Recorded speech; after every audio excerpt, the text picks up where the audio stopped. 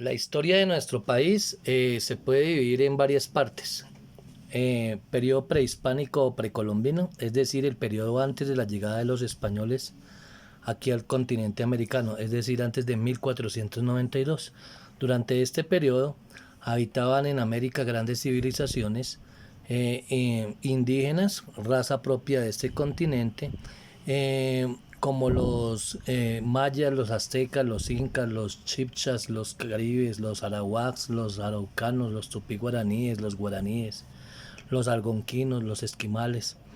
En este mapa podemos apreciar lo que es la Mesoamérica, zona donde se desarrollaron los aztecas, en lo que llamamos hoy la parte de México, y en esta parte de acá los aztecas, y en esta parte los mayas, dos grandes civilizaciones que nosotros vamos a encontrar en lo que llamamos Mesoamérica, que hace alusión a lo que llamamos nosotros Centroamérica también.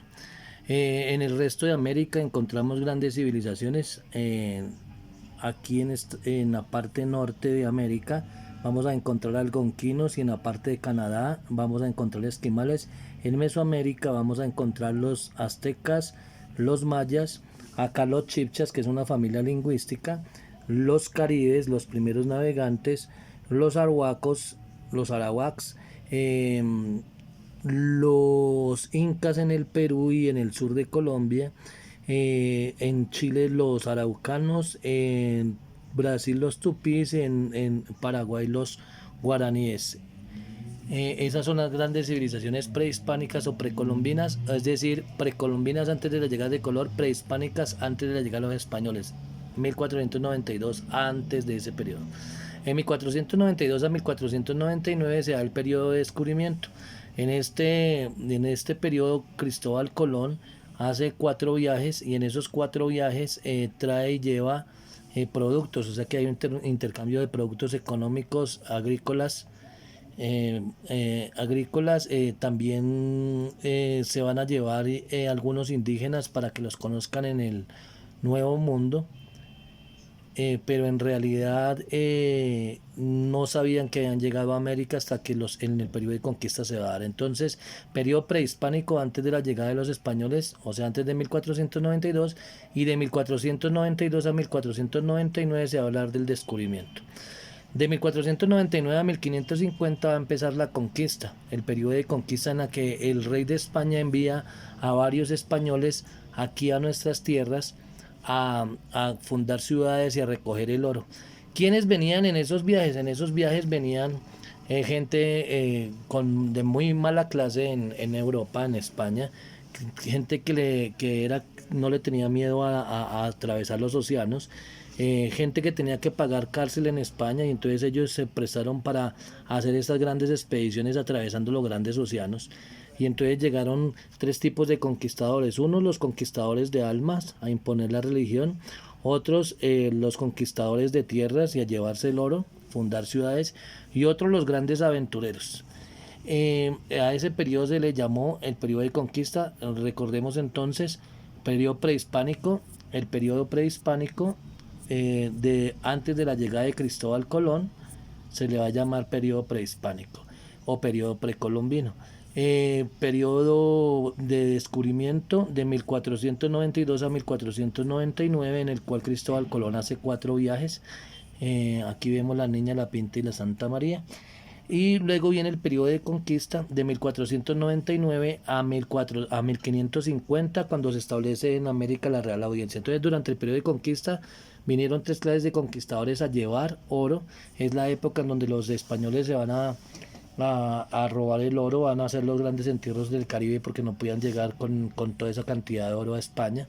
Y entonces van a enviar grandes conquistadores a nuestra tierra, como Gonzalo Jiménez de Quesada, que fundó la ciudad de Bogotá; como Rodrigo de Bastidas, que fundó Santa Marta y descubrió las bocas del río Magdalena; Francisco de Pizarro, que llegó al imperio Inca, lo que nosotros llamamos Perú; a Hernán Cortés, que llegó al imperio Azteca, lo que nosotros llamamos México; Sebastián de Belalcázar, que llegó con Nicolás de Federman y Gonzalo Jiménez de Quesada a la sabana de Bogotá, pero se quedó con el litigio Gonzalo Jiménez de Quesada. Entonces Sebastián de Belalcázar fundó Cali y Nicolás de Federman los Santanderes y el Tolima.